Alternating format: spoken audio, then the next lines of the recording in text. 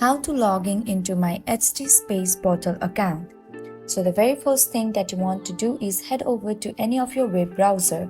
Over here I'm going with Google, and in the search bar type MyHTspace portal login and then click on search. Different login sites will be available to you. Click on the option that is shown in the screen. It will then land you on the official site of MyHTspace. Now scroll down and click on official login. Wait for a while to load it and it will redirect you to this page. So in this page, what you want to do is, first of all, enter your username that you have created before. Once you have entered, the next thing you want to do is enter the password that you have created. Make sure that you enter the correct password.